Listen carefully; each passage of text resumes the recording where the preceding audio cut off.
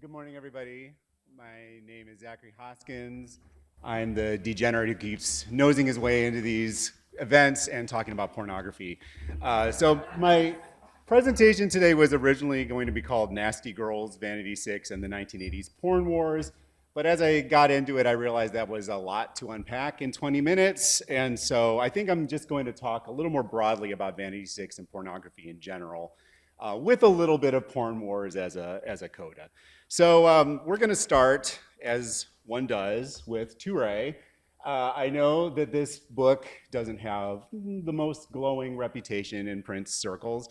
However, I found it I find it to be a useful starting point for approaching some of the broader themes in Prince's work. And the chapter that I've always found most intriguing, probably because of my aforementioned prurient interests, is chapter 2, which is called The King of Porn Chic.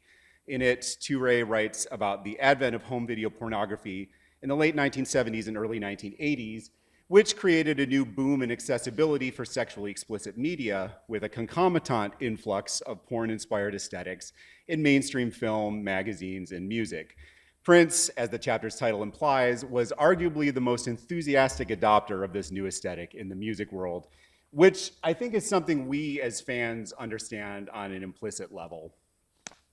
You can see here, these are stills from The Second Coming. That was an unfinished film from 1982, directed by Chuck Statler with reportedly very heavy involvement from Prince. And I think the influence of pornography is pretty self-evident here. There's the lighting, the women's costumes, Prince's very suggestive bubblegum blowing, but there's also, I would venture, a general tawdriness, a cheapness in both the literal and figurative sense. In other words, it just feels like porn, and video porn more specifically. And to go back to Touré, he zeroes in on a similar sensibility in Prince's actual film debut, 1984's Purple Rain. I'm obviously cherry picking here with the still. Not all of Purple Rain looks quite this much like porn. This literally looks like something that could be on Cinemax, were the lead actor not very obviously Prince. But as Touré writes, there's a pornish aesthetic to the entire film. It's like a porno set in the world of a nightclub. There's little actual sex, but lots of innuendo and steaminess. Much of the movie feels like a prelude to sex scenes. Most intriguingly, he adds, there's an amateurish, faux natural quality to much of the acting and direction that recalls porn. And so that amateurish quality, which I mentioned in The Second Coming and is also there in Purple Rain, partly I think that's because of these projects had legitimately low budgets. But I don't think that that's all. I think that there's something purposeful about it. And case in point, I would point to the video from 1999 with our guest of honor. So there's a great quote from music video producer Sharon Orek, who later went on to produce the video for When Doves Cry, which is also kind of porny, but softcore. So she said, Prince's 1999 and Little Red Corvette videos were just smoke, then Prince's face, then smoke, then Prince's butt, and then smoke. I liked the songs, but the videos were profoundly bad. They were like porn bad. She's obviously referencing porn here specifically as a marker of bad taste, but I would also venture that the porn bad elements of the 1999 video in particular are key to the visual's palpable erotic charge. I like to tell people that the precise moment I entered puberty was when I saw these shots in 1999. So that brings us at last to Vanity 6, or at least to the hookers, which I'm very grateful that Robin set up for us. So here you can see the group's pre-Vanity lineup of Jamie Shoup, Susan Moonsey, and Laureen Moonsey, who the photographer, who's uncredited, but honestly, I would be shocked if it wasn't Prince himself who took these photos, has posed in lingerie and in 2 of the 3 photos on a bed. That this imagery owes a debt to the visual conventions of pornography, I think goes without saying. And then when the hookers became Vanity 6, and pay close special attention to the photo there on the right. So now, look at that, I lined them up. I knew what I was doing. So now we have on the left Vanity 6. It's more polished, you know, again, we're maybe more softcore than hardcore, but still reads very much as porn. And I think this is kind of the point where we need to bring in some background. Because, like I was saying earlier, something I've struggled with when I try to talk about Prince and the porn aesthetic is we all know it when we see it. It's like that, the famous quote from Supreme Court Justice Potter Stewart. I don't know what it is, but I know it when I see it. But it's something very slippery and difficult to unpack. And so you're gonna have to bear with me. And also, I also want to mention that, as Aisha points out, there's a long history of overt sexuality in R&B music that doesn't necessarily read as porn in the same way. So I think what I want to do is kind of talk through a framework for this that moves beyond just vibes. And so this is going to take up most of my presentation. Just bear with me. You might find yourself thinking, what does this have to do with Vanity 6? I can't promise that you're gonna know by the end of the presentation, but I'm gonna do my best. So the framework that I'm proposing comes from film scholar Linda Williams, who I hope would not mind being described by me today as the godmother of porn studies. A few things to note. So I already gave my caveat about this being a bit of a tangent. But also, Williams wrote her book, Hardcore, Power, Pleasure, and the Frenzy of the Visible, during and largely in response to the aforementioned porn wars of the 1980s. That was a schism between feminist thinkers who believed pornography was a form of patriarchal violence against women, and those like Williams who were opposed to its censorship. And given this focus about men and women and patriarchy, Williams really only considers heterosexual pornography in her analysis, and that's a blind spot that she acknowledged and that I'll acknowledge today. She also doesn't really challenge the gender binary. So you're gonna hear me say things like male orgasm and female orgasm, and just know that I know that it's not that simple, but I'm sticking to these kind of heteronormative terms because frankly, I think that's the context in which Vanity 6 would have been received in 1982. So with those caveats out of the way, Williams begins her framing of pornography with, and here's an opportunity for me to reuse this terrible Photoshop I made 5 years ago, a quotation from the French post-structuralist philosopher and historian Michel Foucault. And I'm actually really kicking myself that I didn't Photoshop Linda Williams' head onto Apollonia back there. Hindsight is 2020. So in the first volume of his History of Sexuality, Foucault writes, "For many years, we've all been living under the spell of an immense curiosity about sex, bent on questioning it with an insatiable desire to hear it speak and be spoken about." So for Foucault via Williams, pornography is just one of many discourses in the modern, I'm gonna mangle this Latin, scientia sexualis, a hermeneutics of desire aimed at ever more detailed explorations of the scientific truths of sexuality, no different in its core function from parallel discourses attempting to pin down and scrutinize sex in the fields of law, medicine, and psychoanalysis. And if there's any gender scholars in here, this is gonna be, baby's first Foucault, so, because I'd be here all day if I was actually gonna try and unpack all of this. So, according to Foucault, Williams writes, the proliferating medical, psychological, juridical, and pornographic discourses of sexuality have functioned as transfer points of knowledge, power, and pleasure. They are places where sexualities could be specified and solidified. There's two things I want to pull out of that. First is that the emergence of, and you'll hear my scare quotes here, the illegitimate pornography in the modern era cannot be fully detached from legitimate discourses attempting to explain and, because we're talking about Foucault, control the human body. In fact, it's precisely because of the proliferation of these legitimate discourses that porn has become increasingly visible in mainstream culture. Historically, pornography has represented the outer limits of decency in discourses of sexuality. As these boundaries of decency have expanded, in large part through censorship battles like the ones that famous Potter Stewart quote originated from, elements of what was once considered indecent have made their way into the mainstream. And we can think back here to Touré's point about the emergence of porn-inspired aesthetics in 1970s and 80s Hollywood.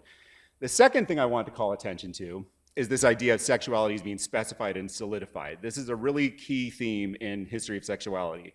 The idea that it was only through becoming part of discourse that sex as we know it, that is as a discrete set of identities and predilections rather than diffuse and amorphous bodily pleasures, took shape Foucault gives this process just a name that I absolutely love, which is the implantation of perversions. If anybody ever tries to tell you Foucault isn't fun, I mean, the takeaway here is that now that sex has become part of discourse, which Foucault would argue ties it up irrevocably in configurations of power and control, there is no pure platonic ideal of sex to which we can return. In other words, to bring this all back to Prince and Porn Chic, there's that famous quote that Prince said to Des Dickerson, "I'm going to portray pure sex." And I would say what he actually meant, what he only could have meant if we're viewing this through a Foucauldian lens, it was that he was going to embody porn as a mediated representation of sex. All of that did not get us any closer to a working definition of pornography, but we're getting there. So if porn is fundamentally a discourse, a way of speaking about sex, then it follows that there must be something it's speaking about sex that it's speaking about. And at least in the case of heterosexual porn, that something is the difference between gendered bodies. So Williams traces the history of film pornography all the way from Edward Muybridge's pre-cinema photographic motion studies of animal and human bodies, noting that even in this nominally scientific medium, there is a clear fixation on sexual difference. In these studies, she writes, naked and semi-naked men walk, run, jump, throw, catch, box, wrestle, and perform simple tasks such as carpentry. While naked and semi-naked women perform many of these same tasks, in their activities and gestures, we see how the greater sexuality, already culturally encoded in the woman's body, feeds into a new cinematic power exerted over her whole physical being. And to illustrate this, I've included a reproduction of a motion study I like to think Prince would have appreciated, which is depicting a woman bathing herself by pouring a basin of water over her head. So as this emerging cinematic medium began to produce more explicit sexual content, this interrogation of sexual difference grew more overtly prurient. The drive was now to visually represent the mechanisms of female sexual response, which, besides some obvious exceptions to the rule that we won't get into here, tend to be inherently less visible than the male responses of erection and ejaculation. So in the earliest and most primitive pornographic films, the solution was to simply display the sex organs, which Williams calls the genital show, and provide evidence of penetration, which Williams calls the genital event, and the porn industry less charmingly calls the meat shot. And I thought about providing some visual aids, but I think it's too early in the morning for all that, so just use your imaginations. By the latter half of the 20th century, decades of political and legal battles over censorship of sexually explicit media had narrowed the definition of pornography to encompass only those representations of sexual acts that were, to quote another Supreme Court Justice, William Brennan, utterly without redeeming social importance. But at the same time, we had increasingly frank discourse, and scientific discourse on human sexuality, these legitimate discourses, and Robin mentioned the sexual revolution, birth control, it's all tied up in this. All of this was significantly broadening the range of sexual content considered to be of redeeming social importance. So Williams writes, even obscenity and pornography proper had themselves become increasingly respectable objects of study as long as they were bracketed as social and political problems rather than cultural forms. And she continues, given the larger context of the discursive formation of sex as a problem, it is not surprising that the films that emerged in the wake of this new legal definition began to portray sex itself as a problem. So the most famous example of porn treating sex as a problem also happens to be the most famous example of porn, full stop. That's Gerald Damiano's 1972 film, Deep Throat. The primary concern is still sexual difference, but where the primitive early stag films essentially existed in a vacuum outside of politics, pornography of Deep Throat's era was released into a social sphere where sex had become intensely politicized. In particular, research into the female orgasm, along with the growing cultural influence of the women's liberation movement, meant that porn could no longer take for granted the problem of women's sexual agency and pleasure. Deep Throat, for those who don't know, offered an infamously novel solution to this problem. In the film, Linda Lovelace plays Linda Lovelace, a sexually frustrated woman who sees a psychiatrist, played by Harry Reams, about her difficulty achieving orgasm, and the doctor discovers that her clitoris is located in her throat, so the only way for her to reach sexual climax is by performing the titular act. This is not the plot of a feminist film, obviously, but as Williams writes, in their own inimitable way, Deep Throat and other pornos of its ilk suggest that within the limited realm of the bedroom, men and women have some room for the negotiation of pleasure.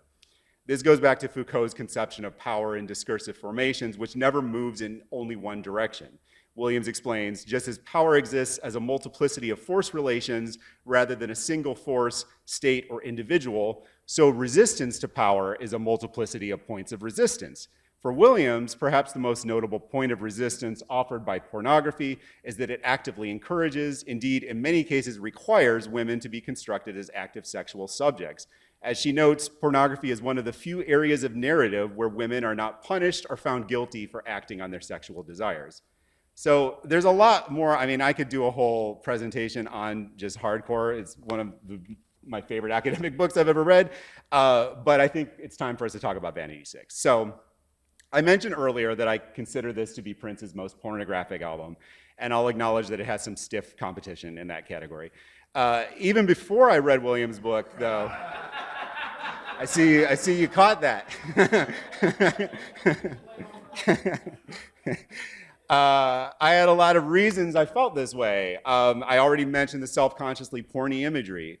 The sexual content of the lyrics is another low-hanging fruit, though again, hardly unique in Prince's catalog or the entire musical tradition. Then we have Vanity's pre-fame background in exploitation films that I would call respectfully porn adjacent, like 1980s Tanya's Island. If you don't know about that, read a synopsis. It is wild. And of course, there are the personas given to each of the members of the group, which align not only with blaxploitation archetypes, which I was very entertained by that, but also established porno archetypes. Vanity is sort of the sensitive harlot whose tough exterior masks a heart of gold. Brenda is the chain-smoking, no-nonsense madam figure, and Susan, of course, is the jailbait. After having read hardcore, though, I began to realize that the most pornographic thing about the album was its obsession with sexual difference. In her conclusion to hardcore, Williams writes, "Pornography as a genre wants to be about sex. On close inspection, however, it always proves to be more about gender." Vanity 6 is more about gender than virtually any other pop album I can think of. It is positively saturated with markers of sexual difference, which it interrogates with the tenacity of porn. Wet Dream offers an anatomical cross-section of vaginal arousal that no stag film's genital show could ever hope to match. Makeup is a voyeuristic peek into Susan's fetishized private rituals, a 1980s update of the La Toilette tradition in art history. And among the insults being flung between Vanity, Brenda, and an uncredited Prince in If a Girl Answers, Don't Hang Up, are pointed references to the looseness, presumably from overuse, of Prince's character's vagina. This fixation on gendered bodies extends to virtually every aspect of Vanity 6, right down to the group's name, which is widely believed to refer to the total breast count of the three members. Even the album cover's light pink and lavender color scheme is overdetermined in its commitment to a self-consciously feminine aesthetic. Then, of course, there is the notion of negotiation of pleasure between men and women, which runs through virtually every song on the album. In Nasty Girl, Vanity forthrightly declares her physical requirements for a partner. I need 7 inches or more. At the song's conclusion, she huffs, "Is that it? Wake me when you're done."